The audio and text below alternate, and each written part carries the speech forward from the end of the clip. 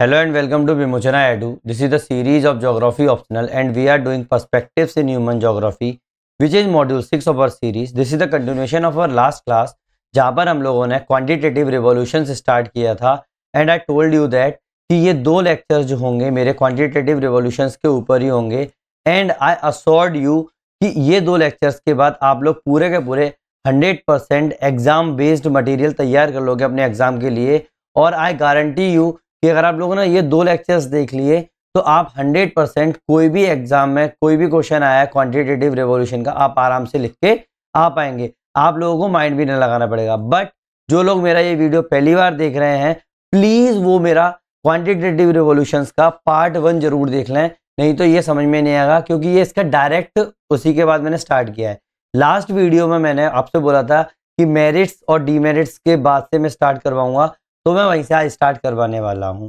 ठीक है, अगर आप लोग चाहते हैं कि आपका भी 100% एग्जाम बेस्ड नोट्स तैयार हो जाए ज्योग्राफी ऑप्शनल के अंदर और पूरा का पूरा स्टडी भी आप लोगों की हो जाए, कोई भी ओवरलोड ऑफ इन्फॉर्मेशन ना हो। बट ओवरलोड ऑफ इन्फॉर्मेशन का मतलब ये नहीं है कि अंडरलोड ऑफ इन्फॉर्मेशन होगी। आप लोगों का फुल स्ट्रक्चर्ड जो एग्जाम बेस्ड नोट्स तैयार होंगे जिसके अंदर हम लोग जो भी पॉसिबल चीजें हैं मैक्सिमम मार्क्स के लिए वो अपन लोग कवर कर रहे हैं। ठीक है, आप लोगों को सिर्फ होमवर्क करना है जो इस वीडियो के लेक्चर के लास्ट पे दिया गया है और आप लोगों को क्या करना है न्यूज़पेपर फॉलो करना है। समझ में आने वाली बात, ना कोई टाइम वेस्ट करते हुए मैं आगे बढ़ता हूँ कि आप लोग क्या कर रहे हैं। ठीक है, देखो ये पार्ट 2 है। आज हम देखने क्या वाले हैं, पहली बात सबसे पहले मैंने आप लोगों को लास्ट वीडियो में अपने नोट्स से रिलेटेड चीज़ें बताई थी कि नोट्स में जो मैंने लिखा था इसमें मैंने ओरिजिन पर्सपेक्टिव सब कुछ करा दिया था।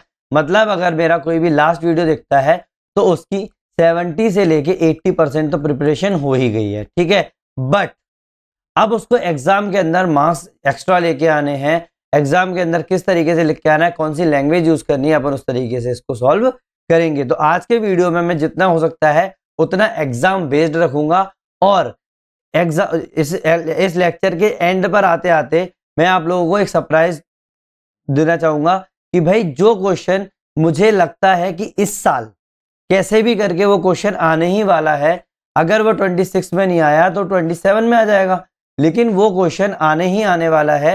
वो क्वेश्चन मैंने पूरा का पूरा यहाँ पर सॉल्व किया हुआ है, खुद से बनाया है, खुद से सॉल्व किया है, क्योंकि अब जो है एग्जामिनर जो है ना इस तरीके से पूछने लगा है चीजें और उसका फोकस भी उस तरफ जाने लगा है, तो इसीलिए अपन लोग वो भी सॉल्व करेंगे। तो प्लीज लास्ट तक बने रहें। हो सकता है आज का वीडियो थोड़ा सा आप लोगों को लंबा लगे क्योंकि हो सकता है 1 घंटे के ऊपर भी खिंच जाए, क्योंकि जितना भी है मैं पूरा का पूरा इसी लेक्चर में कंप्लीट करने वाला हूँ। समझ में आने वाली बात, आज मेरी एनर्जी देख के आप लोग लग रहा होगा कि हाँ मैं ठीक हो चुका हूँ। ठीक है, नाउ सिलेबस देखो, सिलेबस के अंदर हम लोग क्वांटिटेटिव रिवॉल्यूशंस का ही पार्ट कर रहे हैं, कोई नई चीज नहीं है। जो भी अपना ब्लू वाला पोर्सन है वो अपना कंप्लीट हो चुका है और जो पर्सपेक्टिव इन ह्यूमन ज्योग्राफी वाला पोर्सन में ही अपना सब कुछ चल रहा है। नेक्स्ट इज यूनिट नंबर 10 के अंदर जो मॉडल्स हैं, मॉडल्स के अंदर सिस्टम एनालिसिस हम लोग कंप्लीट कर चुके हैं। आई बात समझ में, जो मैंने क्रॉस किया हुआ है ना ये भी अपन आगे आने वाले लेक्चर्स में करेंगे। ये पूरा का पूरा अपन लोग जितने भी मॉडल्स स्टोरीज लॉज वगैरह है ना अपन लोग एक एक से ये दिखते चले जाएंगे। आई बात समझ में, है ना। अब मैं इतना फोकस क्यों कर रहा हूँ उसके ऊपर, क्योंकि आप लोग अगर मेरी पर्सपेक्टिव से ह्यूमन ज्योग्राफी वाली पूरी सीरीज फॉलो कर रहे होगे तो मैंने हर टॉपिक के ऊपर सिर्फ और सिर्फ एक वीडियो बनाया होगा, वो भी लगभग 30 से 40 मिनट का। ठीक है, क्यों बनाया, क्योंकि वो उतना ही इंपॉर्टेंस रखता है। लेकिन इसमें आप लोग देख रहे होंगे लास्ट 40 ईयर में कितनी बार 9 टाइम क्वेश्चन पूछा गया है और डायरेक्टली पूछा गया है। But the problem behind this कि कभी कभी क्वेश्चन जो है अगर डायरेक्टली भी नहीं पूछा जाता, जैसे आप लोगों ने देखा होगा इसमें सीधा सीधा क्वांटिटेटिव रिवॉल्यूशंस लिख दिया है ना। ये देखो सब जगह क्वांटिटेटिव रिवॉल्यूशंस लिखा हुआ है, तो आप समझ पा रहे होगे कि क्वांटिटेटिव रिवॉल्यूशंस का है। बट अगर डायरेक्ट नहीं लिखा होगा तब भी आप लोग वो चीज समझ पाएंगे। वो मैं आप लोगों को आज लेक्चर के एंड में बता दूंगा कि अगर ये चीज लिख के आएगी तब भी उसी का क्वेश्चन है, अगर अलग चीज लिख के आएगी तब भी उसी चीज का क्वेश्चन है। क्योंकि सबसे बड़ी प्रॉब्लम एग्जाम के अंदर अपन लोगों को सोचने की होती है कि ये क्वेश्चन आया कहां से, ये लैंग्वेज कहां से पूछी गई है।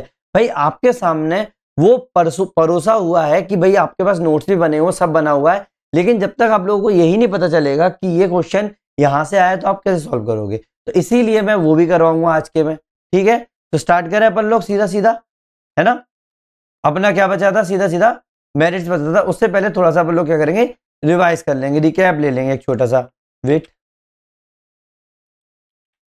देखो एक छोटा सा रिकैप, लास्ट वीडियो में हम लोगों ने क्या क्या देखा भाई। हम लोग ओरिजिन कंप्लीट कर चुके थे, कॉन्टेक्स्ट कर चुके थे, फीचर्स कर चुके थे, अजम्पशंस कर चुके थे, टेक्निक कर चुके थे और सिग्निफिकेंस भी कर चुके थे पूरा का पूरा। ठीक है ना, क्या था अपना क्वांटिटेटिव रेवोल्यूशन। अपन ने देखा था कि ये इमर्ज हुआ था 1950s और 60s के अंदर, specially in Anglo American geography, है ना।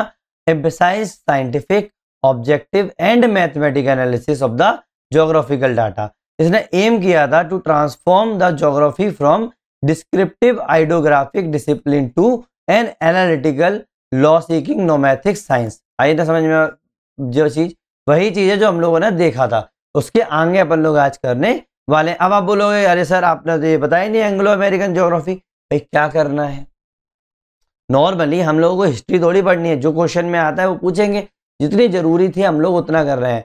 अगर आप लोग दूसरे मटेरियल से कंपैरिजन करोगे तो भाई मैं तो आप लोगों को कम से कम 50 पेज का भी मटेरियल लिखवा सकता हूं, लेकिन एग्जाम के अंदर आप लोगों को मैक्सिमम 4 पेजेस में आप लोगों को पूरा पूरा करना है।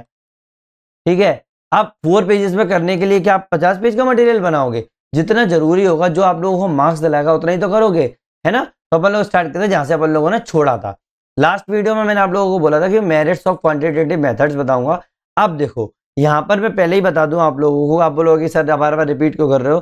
देखो मैंने क्या किया है, पहले बिल्कुल सिंपल लैंग्वेज में आप लोगों को बताने की कोशिश करूंगा कि मेरिट्स और डीमेरिट्स, फिर बताऊंगा कि नॉर्मली आप अगर बिल्कुल शॉर्ट नोट्स अगर आ जाए उसके अंदर मेरिट डीमेरिट्स आपको घुसेड़ने हैं तो 4-4 लाइंस कैसे लिखनी होती है। और अगर स्पेशली अगर एग्जाम के अंदर पूछा गया है, आप लोगों को अगर मैक्सिमम मार्क्स लेके आने हैं तो डिफरेंट डायमेंशंस के हिसाब से एग्जाम के पॉइंट ऑफ व्यू से आप लोगों को किस तरीके से लिख के आना है वो मैं आप लोगों को बताऊंगा। समझ में आने वाली बात। तो कोई भी रिपीटेशन टाइप की चीज फील नहीं होगी, लेकिन मैं आप लोगों को बताऊंगा कि इसको 3 तरीके से अपन लोग कर सकते हैं। आई बात समझ में। तो ये चीज सिर्फ समझने के लिए जो मैंने आप लोगों को अभी हैंड रिटन पे दिखा रहा हूं, क्या मेरिट्स ऑफ क्वांटिटेटिव मेथड्स। क्या है भाई, quantitative methods are based on the empirical observation and are really readily verifiable. क्या है भाई, जो एम्पेरिकली ऑब्जर्वेबल चीजें हैं ना, तो इसका मतलब ये पूरा का पूरा वेरीफाइबल है। मैंने लास्ट वीडियो में आप लोगों को बताया ना कि रिपीटेबिलिटी होती है। अगर अपन लोग कोई भी डाटा का यूज करके इनपुट देते हैं तो हम लोगों को आउटपुट बाद में भी, अगर दूसरी बार भी रिपीट करते हैं तब भी हमें आउटपुट वही मिलना चाहिए। इसका मतलब ये रेडिली वेरीफाइबल है। दूसरा हो जाएगा statistical technique help in reducing the multitude of observation data and fact to a manageable numbers of factors, है ना पूरा पूरा। Next is help in estimation interpolation simulation of data which are necessary for forecasting, है कि नहीं। इससे आप लोगों को estimation interpolation simulation of data जो कि आप लोगों को नेसेसरी है किसके लिए, फोरकास्टिंग के लिए। अब आप बोलोगे अरे सर आप लोगों ने लास्ट वीडियो में तो मेरिट्स बता ही दिया था। भाई मैंने बता दिया था, थोड़ा सा हल्का सा बता दिया था, लेकिन पूरा का पूरा अगर मैं मेरिट्स एंड डीमेरिट्स के बारे में लिखना चाहूँ एग्जाम के अंदर तो मैं एक साथ इस चीज को लेके आ गया हूँ। पहले मैं थोड़ा सा था, अब थोड़ा सा ज्यादा हो जाएगा। नेक्स्ट, ये हेल्प करता है डिस्क्राइब करने में, एनालाइज करने में, सिंप्लीफाई करने में, क्या ज्योग्राफिकल सिस्टम को। फिर है locational theories of industries, agricultural land use, intensity, stage of development of landform can be easily understand and predicted, है ना। Can be easily understand and predicted, सीधी बात है ना। अब आप बोलोगे लोकेशनल थ्योरीज एनालिसिस क्या होते हैं, भाई लोकेशनल पढ़ेंगे अपन सब आराम से, ठीक है। Model formulated with the help of quantitative model are free from biasness. अरे हाँ, आर फ्री फ्रॉम बायसनेस मतलब सीधी सीधी बात है, इसके अंदर जब ह्यूमन के बारे में अपन सोच ही नहीं रहे, वो अपन नेगेटिव में बात करेंगे। मैंने आप लोगों को लास्ट वीडियो में बताया था कि ह्यूमंस के बारे में अगर अपन लोग सोचने चालू करेंगे तब बायसनेस स्टार्ट होती है, लेकिन ये तो पूरा डाटा ओरिएंटेड है तो ऑब्वियसली बात है ये होगा। दूसरा है ये पॉजिटिविज्म के बेस पर बेस्ड है पूरा का पूरा, मतलब data models mathematical expressions statics सब चीज पे है, तो ऑब्वियसली बात है ये पॉजिटिविज्म के ऊपर बेस्ड है ना। नाउ अब देखो एग्जाम के अंदर अगर आप लोगों को लिखना है, एग्जाम के अंदर आप लोगों को लिखना है तो आप किस तरीके से लिख के आ सकते हो, है ना। तो मेरिट्स या contributions of the quantitative revolution, कुछ भी पूछ सकता है एग्जाम के अंदर। पूछ लिया भाई क्वांटिटेटिव रेवोल्यूशंस का कंट्रीब्यूशन क्या है ज्योग्राफी के अंदर, है ना। तो ऑब्वियसली बात है आप लोगों को लिख के पड़ेगा, तो वो मेरिट्स ही है, वही चीज है, ठीक है। तो बर्टन ने 1963 में एक बात बोली थी, इस तरीके से चीजें क्या होती हैं, लगभग आप लोगों को 0.25 मार्क्स एक्स्ट्रा दिला देती हैं दूसरे उससे, मतलब आप लोगों को ये अलग कर देती है टॉपर की कैटेगरी में और एवरेज स्टूडेंट की कैटेगरी में। समझ में आने वाली बात। तो quantitative revolution gave geography it's scientific status, ये बर्टन ने बोला था कि साइंटिफिक स्टेटस किसने दिया था, क्वांटिटेटिव रेवोल्यूशन ने दिया था। इससे पहले क्या था भाई, डिस्क्रिप्टिव चीजें थी और बोलते थे भाई सोशल साइंस है ये तो, है ना। तो बस ये क्वांटिटेटिव रेवोल्यूशन ने ही ये स्टेटस प्रोवाइड किया था। पहली बात तो ये रखना, है ना। अपन लोग कंट्रीब्यूशन देख रहे हैं ना। अब देखो इसको मैंने 3 डायमेंशन में डिवाइड किया है पूरी की पूरी मेरिट्स को। पहला है कंसेप्चुअल एंड मेथोडोलॉजिकल मेरिट्स, दूसरा है इंस्टीट्यूशनल एंड थ्योरेटिकल इम्पैक्ट, तीसरा है एप्लीकेशन ओरिएंटेड मेरिट। समझ में आए ना ये वाले। तो अपन तीनों जो डायमेंशंस है ना वो एक एक से देखेंगे। पहली है कंसेप्चुअल एंड मेथोडोलॉजिकल मेरिट्स। क्या है इसका मतलब, भाई scientific orientation shift from quantitative to quantitative, from what to why. सीधी सीधी बात है। कंसेप्चुअल से अपन लोग मेथोडोलॉजिकल मेरिट्स, कंसेप्चुअल और मेथोडोलॉजिकल मेरिट्स देखेंगे। पहला है साइंटिफिक ओरिएंटेशन। भाई पहले क्या होता था, हम लोग सिर्फ ये बोलते थे कि क्या है और कहां है, क्या है और कहां है। अब क्या हुआ, क्वांटिटेटिव रेवोल्यूशन के बाद हम लोगों को एक और क्वेश्चन दिमाग में जुड़ गया कि ये क्यों है ना। तो वही है कि हम लोग पूरा क्वालिटेटिव से क्वांटिटेटिव में शिफ्ट कर गए। कहां से, व्हाट से वाई की तरफ। आई बात समझ में, है ना। दूसरा है ऑब्जेक्टिविटी। क्या है, ऑब्जेक्टिविटी मतलब इसने वाइसनेस को रिड्यूस कर दिया। Focus on measurable variables and statistical validation. क्या बोल दिया भाई, इसमें बायसनेस नहीं होगी भाई, पूरा का पूरा जो भी वेरिएबल है जिसको अपन लोग मेजर कर सकते हैं, ऑब्जर्व कर सकते हैं, उस पर फोकस किया। ठीक है। और स्टैटिस्टिकल वैलिडेशन ने प्रोवाइड करना स्टार्ट किया। तो क्या हो गया, बायसनेस ही खत्म हो गई। जब जोड़ना घटाना जितना भी चीजें चल रही हैं उसके अंदर कोई डाटा अगर वही इकट्ठा कर लिया तो कौन कहां से बायसनेस हो पाएगी चीजों की। आई बात समझ में। तो ऑब्जेक्टिविटी वाली बात हो गई। Next is formulation of law and models. क्या, formulation of laws and model. भाई अपना क्या है, पॉजिटिविज्म के ऊपर है, तो इसका मतलब मॉडल्स हो गए, लॉज हो गए, ये भी चीज आएगी। तो enabled generalisation like gravity model, central place theory, rank size rule और बेवर्स इंडस्ट्रियल लोकेशन मॉडल। अब आप लोगों को फ्यूचर में देखो, मैं नॉर्मली ग्रेविटी मॉडल आप लोगों को करा चुका हूं।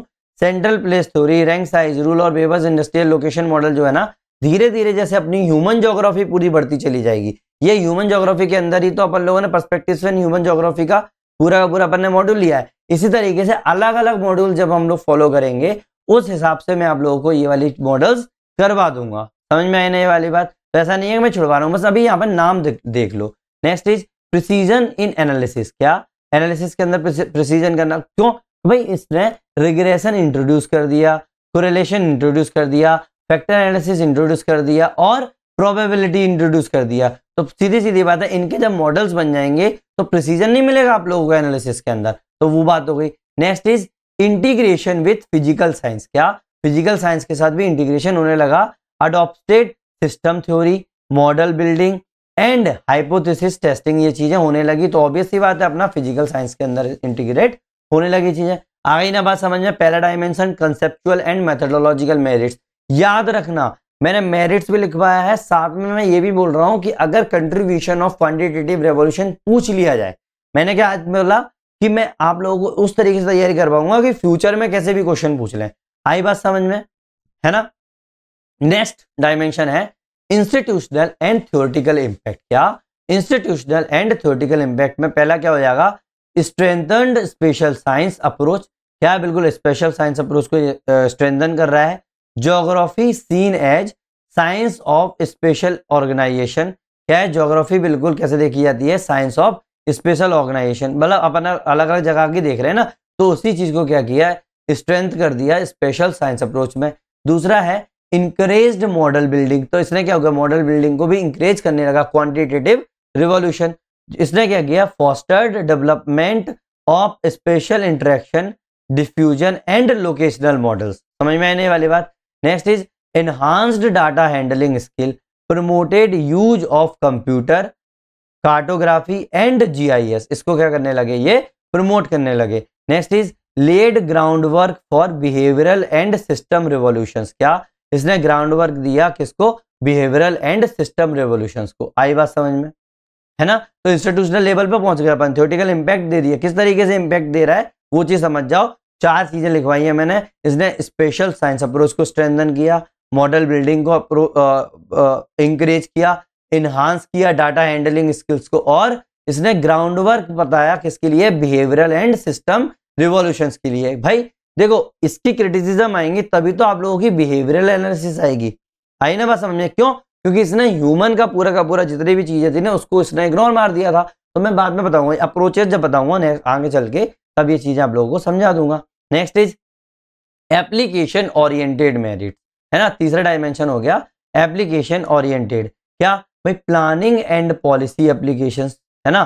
क्या है इसके अंदर, quantitative tools used in urban planning, transport analysis, regional planning and marketing geography. अब बताओ पूरा का पूरा डाटा ओरिएंटेड हम मॉडल्स बना रहे हैं, तो जितना भी डाटा अपन इकट्ठा करेंगे तो इस तरीके के ही तो मॉडल्स बनेंगे। अर्बन पॉपुलेशन का डाटा इकट्ठा करोगे तो अर्बन प्लानिंग होगी। आप लोगों ने अगर ट्रैफिक का डाटा या नेटवर्क का डाटा अगर आप लोगों ने किया तो ट्रांसपोर्ट एनालिसिस हो जाएगी। फिर रीजन का किया तो रीजनल प्लानिंग हो जाएगी। फिर जो भी आप लोगों को इकोनॉमिक्स से रिलेटेड चीज हुई, मार्केट से रिलेटेड चीज हुई, इंडस्ट्री से रिलेटेड चीजें हुई, तो आप मार्केटिंग ज्योग्राफी देख सकते हो, है कि नहीं, वही वाली बात आ गई। Next is prediction and forecasting. क्या, prediction and forecasting, ability to simulate real world pattern and migration trend, disease diffusion, है ना, ये वाली बात होगी। आप प्रिडिक्ट कर पा रहे हो ना, जैसे माइग्रेशन कैसे हो रहा है, डिसीज डिफ्यूजन कैसे हो रहा है, तो अपन क्या कर पा रहे हैं, सिमुलेट कर पा रहे हैं रियल वर्ल्ड पैटर्न को। समझ में आना, जैसे कोरोना को प्रिडिक्ट कर पा रहे थे कि यहाँ फैलेगा वहां फैलेगा। Next is empirical foundation for research, है ना, ये प्रमोट करता है रिप्रोड्यूसिबल रिजल्ट को। आई बात समझ में, है ना। तो इसी तरीके से अपन लोग क्या कर सकते हैं, पेडालॉजिकल इम्पैक्ट देख सकते हैं, है ना। इम्पैक्ट करेंगे अपन कौन से, पेडालॉजिकल इम्पैक्ट, जैसे स्टैंडर्डाइजेशन ऑफ रिसर्च मेथड। कोई भी रिसर्च मेथड है उसको अपन लोगों ने स्टैंडर्डाइज कर दिया, जैसे ग्लोबली कंपेरेबल स्टडीज देख रहे हैं। Next is increased interdisciplinary linkages, जैसे इकोनॉमिक्स, मैथमेटिक्स, सोशोलॉजी, इस तरीके की चीजें। आई बात समझ में, है ना, आ गई ना बात समझ में। एप्लीकेशन ओरिएंटेड थी और ये हो गया, ये इसको मैं रेड करना भूल गया था, ये चौथी डायमेंशन ये चीज हो गई। आई बात समझ में, है ना। आगे बढ़ू, डीमेरिट्स देखें, चलो डीमेरिट्स देखते हैं। अब आप सोचोगे कि अरे सर डीमेरिट्स तो आप लोगों ने बहुत करा दी, नहीं, मैं बार बार रिपीट करा रहा हूँ, वही चीज़ है, ज़्यादा नहीं है, 4 आप लोगों को लिख के आनी बाद में, देखो ये मैंने 4 लिखवाई है उतनी, ये तो सिर्फ समझाने के लिए मैंने आप लोगों को करा दिया। आई बात समझ में। डीमेरिट्स ऑफ क्वांटिटेटिव मेथड, भाई पहली क्या हो गई, भाई ये पूरा का पूरा, ये पूरी फिलोसॉफी जो है ना वो आप लोगों की पॉजिटिविज्म के ऊपर बेस्ड है, जो कि डिस्टिंग्विश कर रही है साइंस को रिलीजन से, है ना, साइंस को रिलीजन से अलग कर रही है, और मेटाफिजिक्स से। मेटाफिजिक्स क्या होती थी भाई, पूरा पूरा जो उस टाइम पे क्या था, उस जो भी आपका रिलीजन में लिखा हुआ है ना वही उसको फिजिक्स मान लिया जाता था। The man and environment relationship can not be properly established by the mechanistic model. कोई भी मैकेनिस्टिक मॉडल से आप लोग प्रॉपरली एस्टेब्लिश नहीं कर सकते मैन एनवायरमेंट रिलेशनशिप को। Designed with the help of quantitative mechanism, use of language of geometry, not an acceptable language. क्या है, आप लोग अगर लैंग्वेज ऑफ ज्योमेट्री का यूज करोगे ना तो ये कोई एक्सेप्टेबल लैंग्वेज नहीं है जिससे आप लोग मैन और एनवायरमेंट रिलेशनशिप को क्या कर पाओ, एक्सप्लेन कर पाओ। The main theme of the human geography, वही तो चीज होती है। आप लोगों ने सोचा भाई ज्योमेट्री की लैंग्वेज यूज कर देता हूँ, मैं आप लोगों को बता दूंगा कि मैन और एनवायरमेंट की रिलेशनशिप कैसी है। भाई ये चीज थोड़ी होती है ऐसा, है ना, तो ये क्रिटिसिज्म हो गया। Next is exclusive for normative questions while development of the models and theories. बिल्कुल अपन नॉर्मेटिव क्वेश्चंस के लिए ही होता है, oh I am sorry, exclusion of normative question. मैंने बताया था ना लास्ट वीडियो में भी कि भाई नॉर्मेटिव क्वेश्चंस को पूरी तरीके से इग्नोर कर देता है, जो मैंने आप लोगों को क्रिटिसिज्म बताए थे, वही तो डीमेरिट्स हो गई, ठीक है। By this study may be objective but it gives only the formal, मतलब parochial picture of the man and environment relationship. हाँ, इस स्टडी से आप लोग ऑब्जेक्टिव तो देख लोगे, बट ये केवल आप लोगों को फॉर्मल पिक्चर दे पा रहा है किसका, मैन और एनवायरमेंट रिलेशनशिप का। आई बात समझ में, इसीलिए तो बिहेवियरलिज्म वाली बात आ गई थी। ये फोकस करता है लोकेशनल एनालिसिस के ऊपर, इसके ऊपर लोकेशनल एनालिसिस के ऊपर, जो कि प्रमोट करता है कैपिटलिज्म को, है ना, which makes rich richer and poor poorer. मतलब ये क्या करेगा, ये क्वांटिटेटिव रिवॉल्यूशन जो हो गया ना, वो आप लोगों का लोकेशनल एनालिसिस के ऊपर फोकस करता है, जो कि प्रमोट करता है कैपिटलिज्म के। अब कैपिटलिज्म वाली बात सबसे बड़ी प्रॉब्लम क्या है, ये अमीर को अमीर और गरीब को गरीब बनाता है, तो प्रॉब्लम है ना ये। Next is the assumption that the man is rational person. सबसे पहले तो अपन ने यही अज्यूम किया था ना कि मैन जो होता है वो हमेशा रैशनल होता है, वो हमेशा हमेशा प्रॉफिट के लिए ही ऑप्टिमाइज करता रहता है अपने आप को, जो कि हमेशा ऑप्टिमाइज करता है प्रॉफिट। ये भी क्रिटिसाइज किया गया है, ठीक है, ऐसा थोड़ी है कि हमेशा ही हर इंसान ऐसा होता है, नहीं ना। नाउ मैं ये भी सबसे बड़ी बात, ये भी क्रिटिसाइज किया गया है। मैंने आप लोगों को जब एग्जाम्पल बताया था, मैंने बोला था सब चीज क्रिटिसाइज हुई है भाई। उन्होंने बोला था कि मैन के पास इनफाइनाइट नॉलेज है ऑफ हिज स्पेस, ये भी क्रिटिसाइज किया गया था, क्योंकि कोई no one can say he has full knowledge about his environment, कोई भी नहीं कह सकता। Data is based on developed country, data जो है वो पूरा का पूरा डेवलप्ड कंट्री पर बेस्ड होता है। Application of quantitative technique demands not only considerable mathematical power, they also demand reliable data which is rarely available in developing countries। ये क्या हो गया आप लोगों का एप्लीकेशन जो है डेटा बेस्ड डेवलपमेंट, डेटा जो पूरा का पूरा लिया गया था ना क्वांटिटेटिव रिवॉल्यूशन का, QR बोल सकते हो, QM बोल सकते हो, कुछ भी बोल सकते हो आप लोग। तो इसका जो डाटा लिया गया था पूरा का पूरा डेवलप्ड कंट्री से लिया गया था, जो जितनी भी रिसर्च हो रही थी डेवलप्ड कंट्रीज में हो रही थी। तो अगर मैं एप्लीकेशन करूँ क्वांटिटेटिव टेक्निक का, जो कि आप लोगों का अगर मैं बात कर दूं कि भाई मैथमेटिकल पावर हुई, ये डिमांड करती है reliable data which is rarely available in developing country. Developing countries में तो होता नहीं है, तो ये क्या कर रहा है आप लोगों को डिस्टॉर्टेड या फॉल्टी पिक्चर दिखा रहा है ज्योग्राफिकल रियलिटी की, है ना। तो ये आप लोगों को क्या हो गए, डीमेरिट्स हो गई। लेकिन क्या आप इतना बड़ा लिख के आओगे एग्जाम के अंदर? हाँ, आप लोगों को 15 मार्क्स का आता है और मेरिट्स और डीमेरिट्स दोनों पूछ लेते हैं, तो आप लोग इतना बड़ा लिख के आ सकते हो। बट शॉर्ट नोट लिख के आ गया या फिर कोई भी क्वेश्चन दूसरा पूछ लिया, तो उसके अंदर डीमेरिट्स और मेरिट्स लिख के आने होते, तो थोड़ा छोटा लिख देना। मेरिट्स के मैं शॉर्ट फॉर्म में पहले करवा चुका था, तो डीमेरिट्स के देख लो 4 लाइन बहुत है। ओवर एम्फेसाइज ऑन क्वांटिफिकेशन, ठीक है, ये ओवर एम्फेसाइज कर रहा है क्वांटिफिकेशन के ऊपर। दूसरा रिडक्शनिज्म, रिडक्शनिज्म का मतलब होता है ये इग्नोर कर रहा है ह्यूमन परसेप्शन, कल्चर, पावर और वैल्यूज को। नेक्स्ट इज डाटा लिमिटेशंस जो हो रही है ना, ये फेल हो रहा है इन डेवलपिंग कंट्रीज में due to lack of data, है ना। ये फेल कर रहा है किसमें, डेवलपिंग कंट्रीज में due to lack of data. Fourth है डीह्यूमनाइजेशन ऑफ ज्योग्राफी, ये क्या कर रहा है बिहेवियरल ह्यूमनिस्टिक को और रेडिकल ज्योग्राफी की जो रिएक्शन दे रहा है ना। अगर डीह्यूमनाइजेशन हो रहा है तो क्या करेगा, लोग रिएक्ट करेंगे, क्रिटिसाइज करेंगे, इससे आप लोगों का प्रमोट होगा behavioural humanistic and radical geographies. समझ में आना, एज द रिएक्शंस, आई बात समझ में। ये डीमेरिट्स हो गई इसकी, है ना। अगर इतना समझ में आ गया है तो एक बार कमेंट सेक्शन में ओके लिख देना टाइम स्टैम्प के साथ। अगर टाइम स्टैम्प के साथ लिखते हो तो मुझे समझ में आता है कि आपने कहाँ ओके लिखा है। प्लीज आप लोग इंगेज हो, मुझे पता है आप लोग बहुत कम कमेंट करते हैं और पढ़ते टाइम में मैं भी कमेंट नहीं करता था उसमें, लेकिन कम से कम टीचर्स को तो पता चले कि आप लोगों को समझ आ रहा है या नहीं आ रहा है। कम से कम पूरा वीडियो देखने के बाद लास्ट में एक कमेंट जरूर डाल दें कि सर इस लेक्चर में ये कमी थी, हमें सर ये चीज़ समझ में नहीं आ रही है, या कोई भी डाउट है तो आप टाइम स्टैम्प के साथ मुझसे डाउट क्लियर कर सकते हैं, कोई प्रॉब्लम नहीं है। ये कोई ऐसा वो इंस्टीट्यूट नहीं खुला हुआ है कि भाई मैंने इंस्टीट्यूट बना दिया कि विमोचना एडू और आप लोग बस इस तरीके से बात करते हैं। मैंने देखा हुआ है, ऑफलाइन में भी आप पढ़ते होगे, आप लोगों को शांत करा दिया, लेकिन यहाँ पर आप लोगों को पूरी छूट है, आप लोगों का भी कंट्रीब्यूशन होगा, क्योंकि पूरा का पूरा ग्रुप स्टडी से ही सब कुछ होता है। तो आपको दूसरे स्टूडेंट्स को अगर हेल्प मिल रही है तो अच्छी बात है ना ये चीज़। तो कोई शर्माने की जरूरत नहीं है, आराम से आप लोग पूरे के पूरे डाउट्स क्लियर कर सकते हैं। आप चाहो तो मैं टेलीग्राम के ऊपर आप लोगों का एक ग्रुप भी बना दूंगा, तो आप पूरे ग्रुप में एक दूसरे से बात कर सकते हो किस तरीके से करना है। आई बात समझ में, है ना।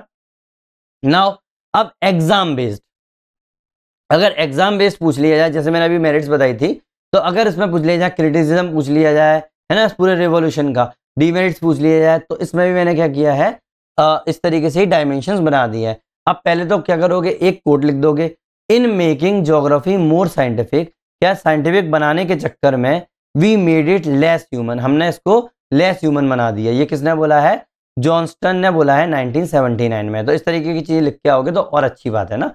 नाउ फिलोसॉफिकल क्रिटिक, फिलोसॉफिकल बात करें तो पहला ओवर मैकेनिस्टिक व्यू हो गया भाई, ये ह्यूमंस को एज अ नंबर ट्रीट करते हैं, ये इग्नोर कर देते हैं इमोशंस, परसेप्शन और कल्चर को। आ गई बात समझ में? कोई नई बात नहीं समझाने की।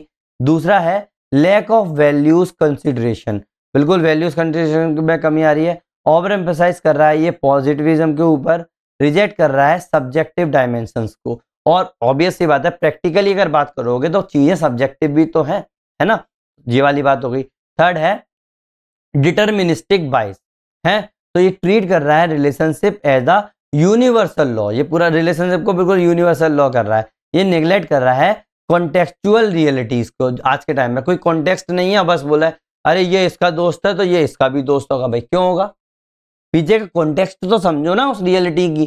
तो उस चीज को इसने इग्नोर कर दिया। सबको एक ही तरीके से ट्रीट करता है। रिलेशनशिप बिल्कुल यूनिवर्सल रिलेशनशिप है कि अगर कोई स्लोप पर पानी इतनी स्पीड से भाग रहा है और इस तरीके से टूट रहा है तो उसने बोल दिया कि भाई हाँ पानी की स्पीड इतनी आएगी, और वो बाकी की सब चीजें छोड़ दी उसमें कि भाई इसके पीछे की हिस्ट्री क्या है, कि जो क्या है, सब चीज ने इग्नोर मार दी। तो ये भी आप लोगों को क्या हो गया? क्रिटिसिज्म हो गया या डीमेरिट्स हो गई। फिलोसफिकल समझ में आ गई ना। दूसरा मेथडोलॉजिकल क्रिटिक, मेथड्स कौन सी हो रही है उसमें भी प्रॉब्लम है उन लोगों को। क्या भाई? Data available and quality issues, भाई डाटा को अवेलेबल करवाना, क्वालिटीज अच्छी क्वालिटीज को कराना डिफिकल्ट हो जाता है ना। तो डेवलपिंग कंट्रीज जो है ना उसके अंदर रिलायबल क्वांटिटेटिव डाटा की कमी आ रही है। तो lacked the reliable quantitative data, पहली क्रिटिसिज्म। दूसरा है मिसयूज ऑफ स्टैटिस्टिकल टेक्निक है, numbers use without the conceptual clarity. भाई हम लोगों ने क्या किया है? स्टैटिस्टिकल ले ली चीज है, नंबर यूज कर रहे हैं, कोई भी कंसेप्चुअल क्लैरिटी नहीं है, बस नंबर डाला और आंसर मिल गया, है ना। और आपको पता है कि रियलिटी कितनी कॉम्प्लेक्स चीज है, अपन लोगों ने उसको सिंप्लीफाइड कर दिया, तो ये भी प्रॉब्लम है। Next is neglect of quantitative understanding. भाई सबसे बड़ी बात quantitative, I am sorry for that, qualitative understanding. सबसे बड़ी बात क्वालिटेटिव अंडरस्टैंडिंग को ही निग्लेक्ट कर दिया। भाई ना तो हिस्टोरिकल चीज़ों पर बात कर रहे हैं, ना ही एथिकल पे बात कर रहे हैं, ना ही कल्चरल पे बात कर रहे हैं। तो कितनी बड़ी बात है, ये चीज़ क्या इन्फ्लुएंस नहीं करती चीज़ों को? तो क्या हुआ, इसने पूरा का पूरा हिस्टोरिकल, कल्चरल और एथिकल एस्पेक्ट को क्या कर दिया? मार्जिनलाइज कर दिया। आई बात समझ में? Next is model dependency. Model dependency का मतलब हो गया real world complexity over simplified हो गया। मॉडल्स ऑफन आइडियलिस्टिक, मॉडल जो है ना आइडियलिस्टिक बना दिया अपन लोगों ने, तो बहुत ज़्यादा सिंप्लीफाई कर दिया तो कॉम्प्लेक्सिटी कम हो गई, तो ऑब्वियस सी बात है पूरी आइडियलाइज चीज़ होगी, भाई इतनी चीज़ होगी, फिर प्रॉब्लम होती है स्टडी में। Next is ethical and humanistic critic, है ना। तो क्या हो गया, दो देख लो उसके अंदर। Human behaviour can't always be predicted by mathematical formula. क्या? ह्यूमन बिहेवियर को हम हमेशा जो है अपन लोग मैथमेटिकल फॉर्मूला से प्रिडिक्ट नहीं कर सकते। अपन ने बोला कि भाई ये इंसान आ रहा है, अपन को उसके बारे में सब कुछ पता है, अपन ने बोला ये दायां मुड़ेगा, बायां मुड़ गया, तो क्या ह्यूमन बिहेवियर को आप प्रिडिक्ट कर सकते हो? नहीं कर सकते ना, और वो भी आप मैथमेटिकल फॉर्मूला लगा रहे हो ठीक है। Next is led to the rise of behavioural geography. इससे क्या हुआ, आप लोगों को बिहेवियरल ज्योग्राफी राइज होने लगा, ह्यूमनिस्टिक ज्योग्राफी राइज होने लगा रिएक्शन के तौर पर। तो ये क्या हो गया, एथिकल और ह्यूमनिस्टिक क्रिटिक्स आ गए। मैं आप लोगों को अप्रोचेस बताऊंगा तो इनके बारे में सब कुछ बताऊंगा ही बताऊंगा, ठीक है। नेक्स्ट में अपन को वही स्टार्ट करना है। आ गई बात समझ में? तो ये क्रिटिसिज्म और वगैरह हो गए, जो भी एग्जाम के अंदर लिख के आना होगा ना सेम इसी तरीके से लिख के आना। आई बात समझ में, है ना। नाउ एक क्वेश्चन आया था, थोड़ा सा पेचीदा है और आ भी सकता है, कोई भरोसा नहीं है। अगर कोई पूछ ले कि quantification as a tool not the end, tool मतलब इसको मीन्स भी बोल सकते हैं, टूल जो है ना नॉट अ टूल, इसको आप ऐसे लिख सकते हो मीन्स, ठीक है। अब अगर कोई बोल दे कि भाई क्वांटिफिकेशन का एंड हो गया पूरा उसका, अपन लोगों ने सबके सारे आंसर मिल गए, नहीं, क्वांटिफिकेशन सिर्फ एक टूल है, कोई अंत नहीं है ना। तो अब देखो quantification is not geography itself, quantification कोई अकेली ज्योग्राफी थोड़ी है अपने आप में, बट मीन्स है to make the geography scientific. Geography को साइंटिफिक बनाने के लिए एक टूल है क्वांटिफिकेशन, ये कोई ज्योग्राफी नहीं। आप बोलोगे कि जैसे मैंने बोल दिया कि फिजिकल ज्योग्राफी, ह्यूमन ज्योग्राफी, तो इसका मतलब है क्वांटिफिकेशन नाम की कोई ज्योग्राफी नहीं है, ये सिर्फ टूल है जो आप लोगों को बता रहा है कि भाई ज्योग्राफी साइंटिफिक है ना। तो quantitative revolutions did not redefine geography, इसने ज्योग्राफी को रीडिफाइन नहीं किया है, इसने रीटूल्ड किया है। रीटूल्ड मतलब हो गया, पहले अपन लोग क्या करते थे, सोशल साइंस की तरह इसमें बात करते थे, अब इसमें अपन लोग साइंटिफिक तरीके से बात करने लगे। तो मतलब इसने जो ज्योग्राफी है उसको रीडिफाइन नहीं किया है, रीटूल किया है। क्या किया है? रीटूल किया है। बार बार दिमाग में रखना, ये इंपॉर्टेंट चीज है, इसीलिए मैं बता रहा हूँ। पर्पस क्या था क्वांटिफिकेशन का? इससे क्या होता है, मेजर किया जा सकता है, एनालाइज किया जा सकता है और प्रिडिक्ट किया जा सकता है स्पेशल फिनोमेना ऑब्जेक्टिवली। समझ में आने वाली बात? तो क्वांटिफिकेशन का मतलब हो गया मीन्स मतलब scientific explanation, not the ultimate goal. मतलब मीन्स जो है साइंटिफिक एक्सप्लेनेशन है, एक एक्सप्लेनेशन दे रहे हैं, कोई अपना अल्टीमेट गोल नहीं है कि भाई हमें करना ही है, ये सिर्फ एक्सप्लेन कर रहा है ज्योग्राफी को, ये कोई गोल प्रोवाइड नहीं कर रहा था, इसीलिए ये एंड नहीं है। The true and remains understanding special process and human environment relationship. भाई एंड तो तब होगा ना जब हम अंडरस्टैंड कर पाए क्या special process and human environment relationship, इसमें तो कर ही नहीं पाते हैं। तो यही वाली बात हो गई, कोर आइडिया ये है क्वांटिफिकेशन का। समझ में आने बाद ये डाउट काफी टॉपर्स को भी होता है और एग्जामिनर का पता नहीं अभी तक क्यों नहीं पूछा, लेकिन फ्यूचर में इसके पूछने के चांसेस बहुत ज्यादा है। आई बात समझ में, है ना? Now balance structure of revolution. क्या? रिवॉल्यूशन का बिल्कुल बैलेंस स्ट्रक्चर आपको बताना है, तो कैसे बताओगे भाई? स्टेजेस देखते हैं। पहली स्टेज हो गई ओरिजिन एंड कॉन्टेक्स्ट की। अगर मैं बात करूं तो फोकस किस पे था 1950-60s में, या पोस्ट वर्ल्ड वॉर 2 की बात कर रहे हैं, ये डिमांड कर रहा था साइंटिफिक क्रेडिटेबिलिटी का। क्यों? क्योंकि भाई उस टाइम पे सिर्फ बोल देते थे ये चीजें, लेकिन अब लोग प्रूफ मांगने लगे कि भाई साइंस से लिंक करने लगे, साइंस तरक्की करने लगा तो प्रूफ भी मांगने लगे। तो ये क्या हो जाएगा, इससे आप लोगों को ये किस चीज से बना आप लोगों का, क्योंकि रीजनल डिस्क्रिप्शन देते थे पहले अपन लोग, रीजनल डिस्क्रिप्शन देने लगे तो लोग बोलने लगे कि नहीं यार रीजनल सिंथेसिस वाली चीज अलग हो गई, इसको थोड़ा सा और हमें आंसर चाहिए, हमें आंसर्स नहीं मिल पा रहे। तो ये reaction to the regional description वाली बात थी। Next is methods and tools. क्या? Methods and tool, statistics method, computers, model building, hypothesis testing, ये चीज अपन लोग यूज करने लगे। मतलब स्पेशल साइंस मेथोडोलॉजी के आउटकम मिला अपन लोगों को। कंट्रीब्यूशंस कौन से थे भाई? लॉस, मॉडल्स, प्रिसीजन, प्रिडिक्शंस, ये सब चीजें कंट्रीब्यूट होने लगी चीजें। तो प्रोफेशनलाइजेशन ऑफ ज्योग्राफी की बात हो रही है। क्रिटिसिज्म में अगर मैं बात करूं तो ओवर मैकेनिस्टिक, वैल्यू फ्री और डाटा लिमिट्स हो रही है। क्या? ओवर मैकेनिस्टिक हो रहा है भाई, सबसे बड़ी बात, वैल्यू फ्री हो रहा है, डाटा लिमिट्स हो रहा है। Rise of behavioural and humanistic geography हुआ इससे। नाउ पोस्ट क्वांटिटेटिव सिंथेसिस, इससे क्या हुआ, integration of qualitative and quantitative बोलने लगे। ठीक है, तो इसी को अपन लोग क्या बोलेंगे, नियो क्वांटिटेटिव। समझ में आने वाली बात? मॉडर्न जीआईएस, स्पेशल स्टैटिस्टिक्स, ये मिलके बना है। तो मैंने पूरा इस तरीके से बैलेंस स्ट्रक्चर बना सकते हो रिवॉल्यूशन का। आपको चाहे नोट्स में बनाना है बनाओ, नहीं तो नहीं बनाना है तो भी मत बनाओ, कोई प्रॉब्लम नहीं है ना? Now quantification and model building the core link. ठीक है, बिल्कुल कोर को जो लिंक करेंगे तो कैसे भाई? क्वांटिफिकेशन क्या होता है, इससे आप लोगों को मॉडलिंग मिलती है, मॉडलिंग से थ्योरीज बनती है, थ्योरी से लॉ बनते हैं, लॉ से एप्लीकेशन होती है। तो ये अपन लोगों को क्या करना है, फ्लो चार्ट बना दोगे आप। ठीक है, तो क्वांटिफिकेशन प्रोसेस कैसे होगी, कैसे करोगे क्वांटिफाई चीजें? मैं इतने दिन से बोल रहा हूँ कि भाई डाटा से रिलेटेड है, तो कोई तो उसका प्रोसेस होगा ना। तो इस तरीके से आप लोग आप फ्लो चार्ट बना सकते हो। सबसे पहले आप किसी भी चीज की ऑब्जर्वेशन करोगे, ऑब्जर्वेशन से आप लोगों को क्या मिलेगा, डाटा मिलेगा, तो आप डाटा को कलेक्ट करोगे। फिर डाटा को कलेक्ट करने के बाद उस डाटा का मेजरमेंट करोगे। फिर उस मेजरमेंट करने के बाद क्वांटिटेटिव एनालिसिस करोगे उसकी, है ना? फिर उसके बाद उसका जो मॉडल बनेगा उसकी टेस्टिंग करोगे।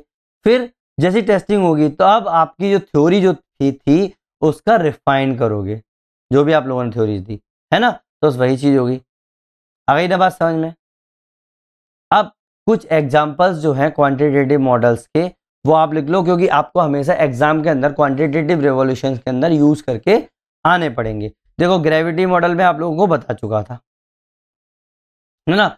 जैसे स्पेशल इंटरेक्शन बिटवीन सेंटर्स था ना, न्यूटोनियन एनालिसिस और पॉपुलेशन और डिस्टेंस का इसके अंदर क्या थी, चीजें थी। तो क्वांटिटेटिव एस्पेक्ट यही तो है कि भाई पॉपुलेशन देख रहे हैं, डिस्टेंस देख रहे हैं, है ना? Next is central place theory, ये बताऊंगा मैं आप लोग बाद में। हायरार्की ऑफ सेटलमेंट से रिलेटेड चीजें हैं ये। जियोमेट्री एंड स्टैटिस्टिकल डेरिवेशन चल रहा है, rank size rule, urban system order, long linear relation of rank and size, है ना, ये मैं आप लोगों को बताऊंगा। नियरेस्ट नेबर एनालिसिस ये नहीं बताऊंगा, पहले बता देता हूं मैं, नियरेस्ट नेबर एनालिसिस नहीं बताऊंगा। सेटलमेंट पैटर्न के ऊपर बात कर रहा है, special statistics and point pattern के बारे में ये बात कर रहा है। नाउ पॉपुलेशन पोटेंशियल मैपिंग की अगर मैं बात करूं तो एक्सेसिबिलिटी एनालिसिस ये भी नहीं बताने वाला मैं, ठीक है। तो वेटेड डिस्टेंस देखिए, ठीक है, ये सिर्फ आप लोगों को की पॉइंट्स की तरह यूज करना है, इतनी डिटेल में नहीं करना है। डिफ्यूजन मॉडल ये क्या करता है, स्प्रेड करता है of the innovation and disease, probabilistics and stochastic equations के बारे में ये बातें कर रहा है। कौन सी चीजें एस्पेक्ट में आई ना बात समझ में। तो आप फ्लो चार्ट बना के आ सकते हो क्वांटिफिकेशन मॉडल लिंकिंग का, कि सबसे पहले आप लोग डेटा इकट्ठा करोगे, फिर स्टैटिस्टिकल एनालिसिस करोगे, फिर पैटर्न देखोगे, फिर मॉडल्स देखोगे, फिर प्रेडिक्शन होगा, उसके बाद उसका वैलिडेशन होगा और आप लोगों को थ्योरीज देखने को मिल जाएंगी। आगे बात समझ में। अब देखो मैंने क्या है ना, नॉर्मली आप लोगों को स्पेशल एनालिसिस वगैरह करा दिया था, लेकिन इसके साथ मैं थोड़ा सोच रहा हूँ आप लोगों को शॉर्ट फॉर्म में भी करा दूं कि अगर यूज करना है तो किस तरीके से। तो पार्ट ही तो है ये क्वांटिटेटिव रिवॉल्यूशंस के, है ना, और अभी तक पूछा भी थोड़ा थोड़ा लिंक करके जा चुका है, तो इसीलिए इस चीज को अपन लोग इसके अंदर भी देख लेंगे, है ना। तो पहला है special analysis.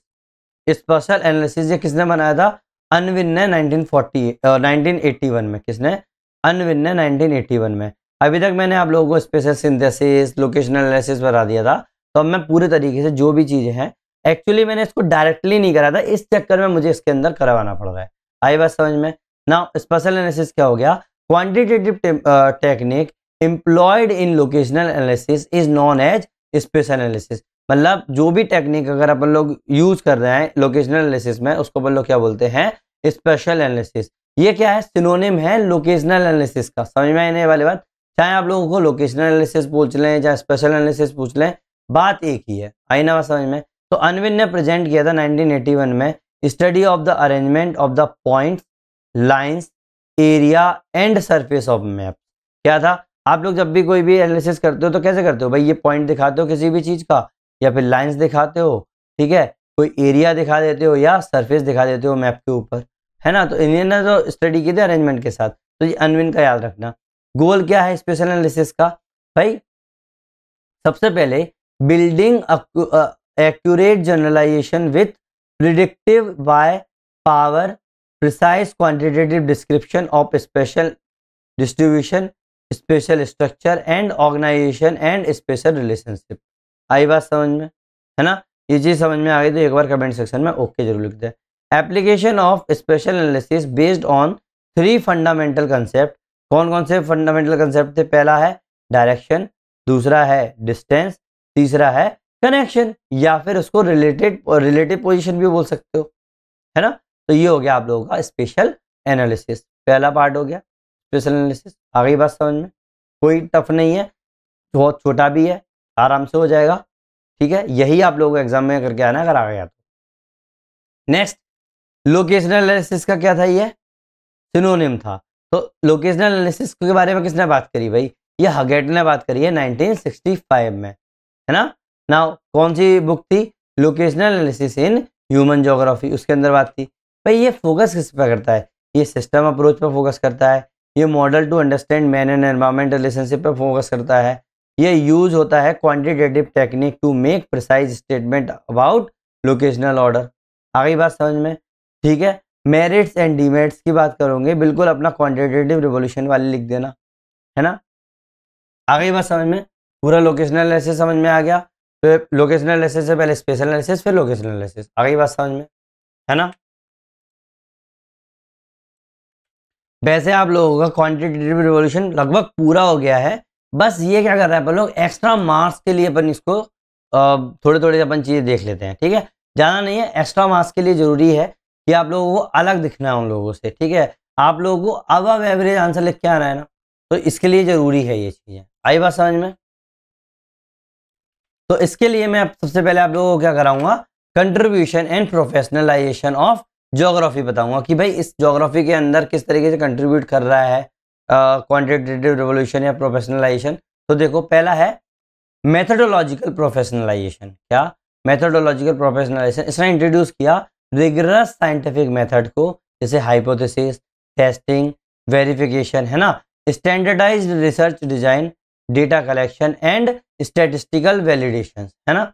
Next is analytical and predictive capacity की बात करेंगे। क्या? एनालिटिकल एंड प्रिडिक्टिव कैपेसिटी, ये इनेबल कर रहा है स्पेशल फोरकास्टिंग को, जैसे urban growth prediction, traffic simulation, disease mapping, है ना। नेक्स्ट है इंटीग्रेशन ऑफ डिसिप्लिन, जैसे ये बोरो कर रहा है कंसेप्ट फ्रॉम फिजिक्स, एंट्रोपी को करता है ना, इकोनॉमिक्स, लोकेशन थ्योरी की बात कर रहा है, और कंप्यूटर साइंस में सिमुलेशन की बात कर रहा है। तो मतलब अलग अलग जो डिसिप्लिन है उनको क्या कर रहा है, ये इंटीग्रेट कर रहा है। आगे बात समझ में। Next is foundation for modern GIS and spatial statistics. ठीक है, मतलब क्यूआर ने क्या किया, थ्योरेटिकल बेस बना दिया रिमोट सेंसिंग का, स्पेशल ऑटो करेक्शन का, रीग्रेशन मैपिंग का, है ना। Without QR GIS and special modelling wouldn't exist. कोई क्यूआर के बिना जीआईएस और स्पेशल मॉडलिंग एग्जिस्ट नहीं कर सकते। आई बात समझ में, है ना। Next is post quantitative synthesis. Quantitative synthesis के बाद क्या हुआ, है ना। मैं हमेशा बोलता हूँ कि आज के टाइम पे क्या हो रहा है, बाद में क्या हो रहा है, सब चीज़ देखनी पड़ती है। तो क्या करोगे, इंटीग्रेटिव पैराडाइम आफ्टर 1970s, इसने रिकॉग्नाइज किया both numbers and narratives are needed.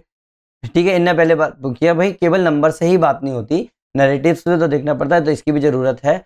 Emergence of behavioural, humanistic, radical and system approach, इसका भी इमरजेंस हुआ, है ना।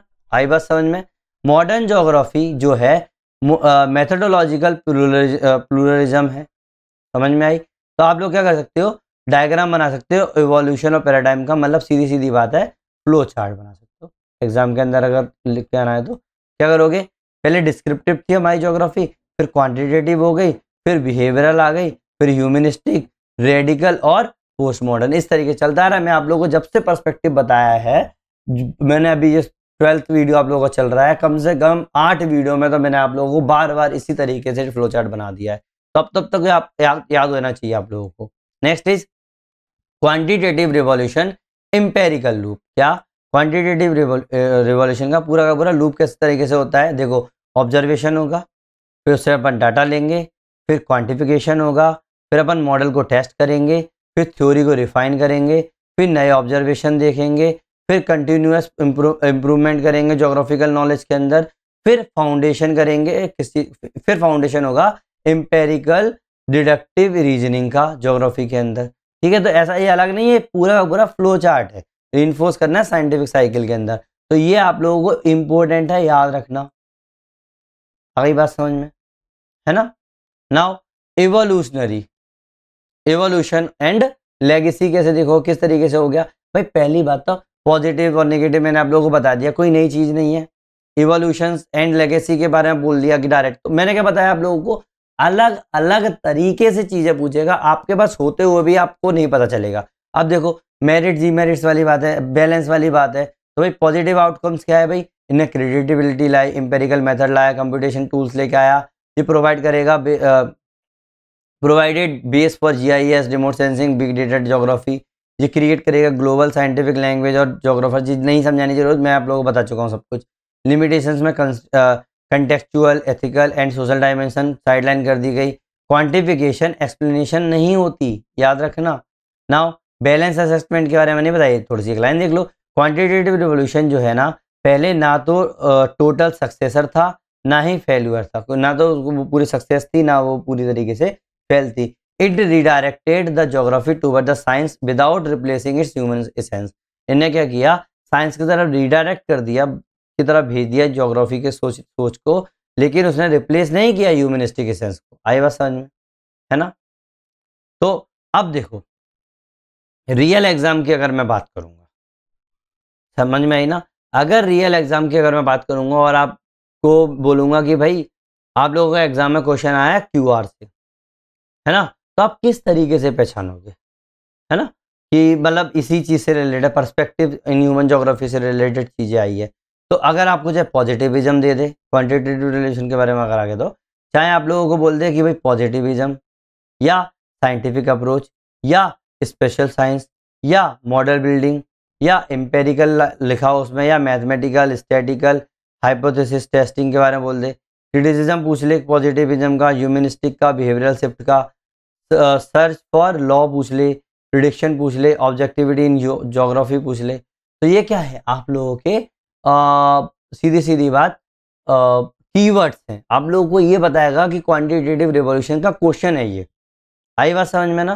तो ये आप लोगों के दिमाग में रखने हैं। अगर ये कहीं से भी इस तरीके से आया तो इसका मतलब ये क्वांटिटेटिव रिवॉल्यूशन का क्वेश्चन आ गया है। मैं आप लोगों को टफ से टफ करवाना चाहता हूँ क्योंकि मुझे अंदर से लग रहा है कि ये क्वेश्चन आप लोगों का 2026 या 2027 में आ सकता है। मुझे तो इसी साल का लग रहा था, लेकिन नहीं पूछा, कोई बात नहीं, लेकिन पूछा इसी बार से, अप्रोच से ही पूछा है।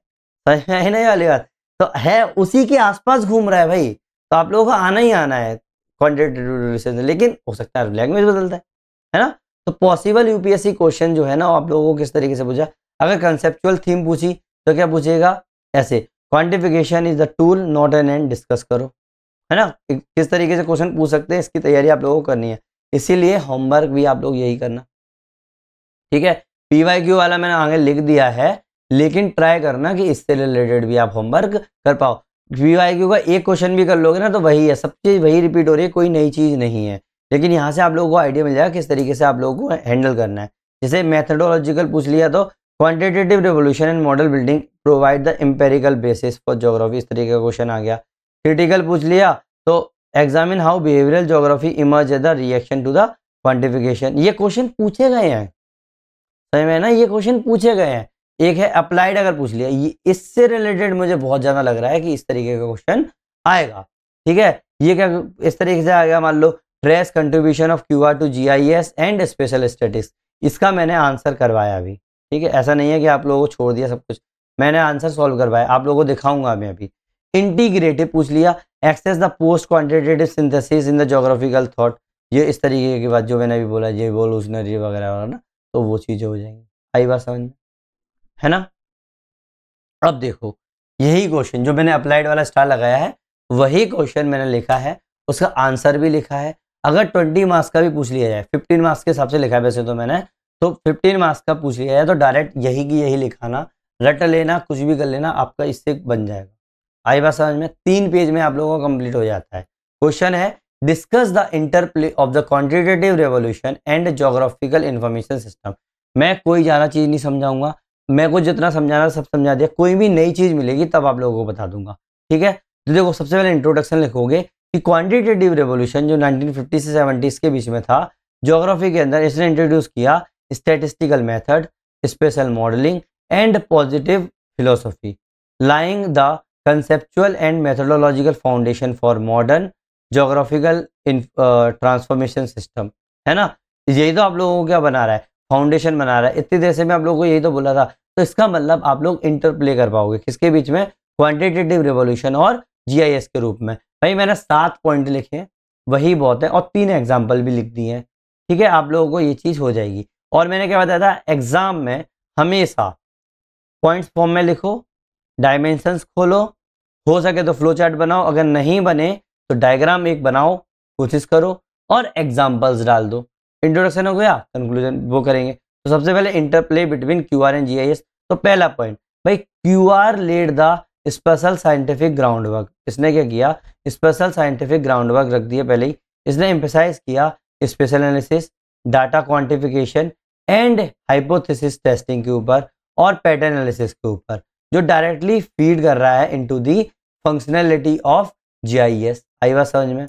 दूसरा पॉइंट है बेटर मैपिंग टेक्निक, इससे मिल गई अपन लोगों को। क्यों? क्योंकि ये इंक्रीज कर रहा है कंप्यूटर बेस्ड मैपिंग को, जो कि हेल्प कर रहा है creating digital map. This become the foundation of modern GIS, है ना?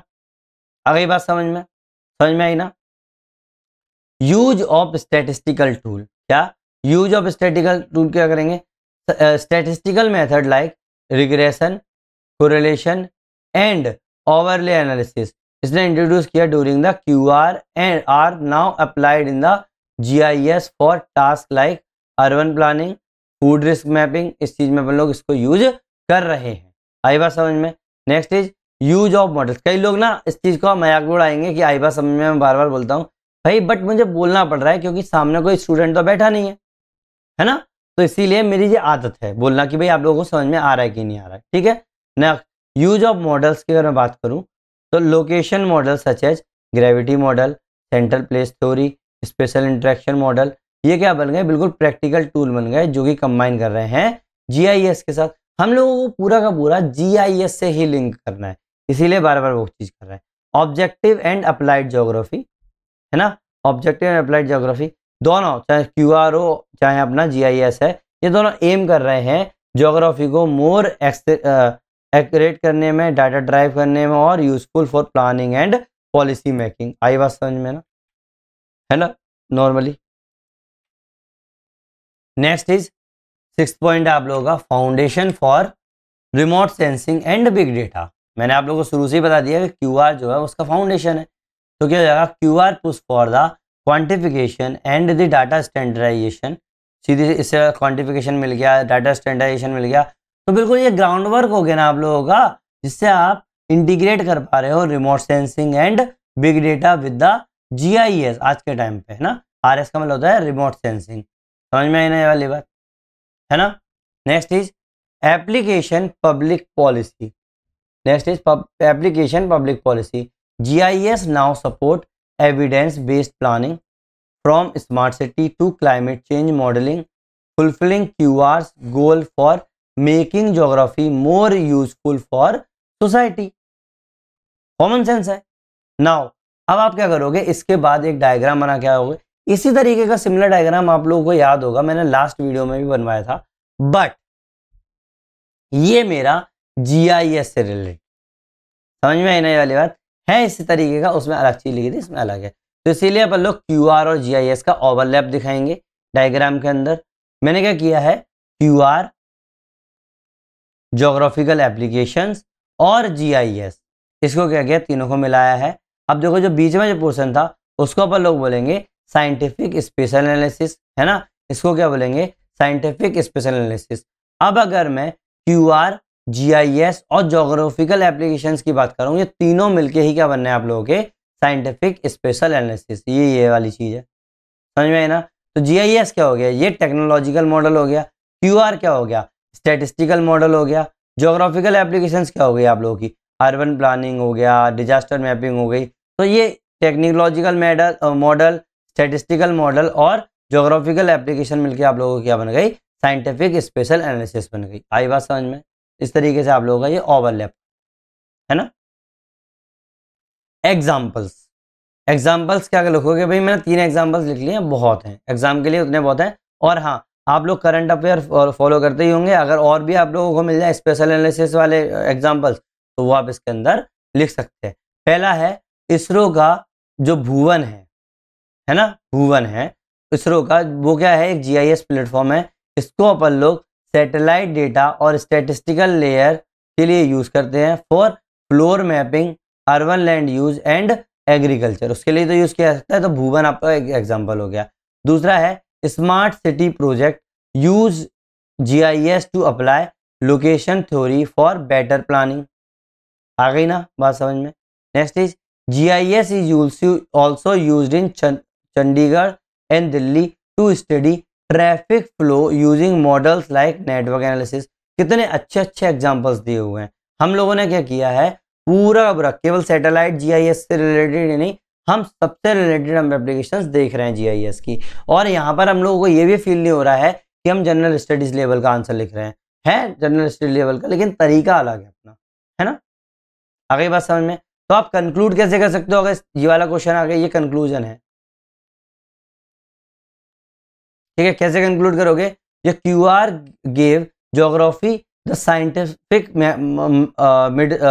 मिडसेट and GIS made it practical and applicable together. They turn geography into the tool for solving real world problem specially in planning and development, है ना। बस ये line लिख दोगे, बहुत है आप लोगों, ये बस मैं आइडियाज दे रहा हूं। अगर आप लोगों को लगता है कि मैं और अच्छा लिख सकता हूं, भाई लिखो, लेकिन प्लीज ट्राई करो कि आप मुझे मेल करके बता दो कि मैं इस तरीके से लिख रहा हूँ, या कोई भी डाउट है आप मुझसे पूछ सकते हैं। मैंने बस आप लोगों की हेल्प करने के लिए ये चीज लिख दी है।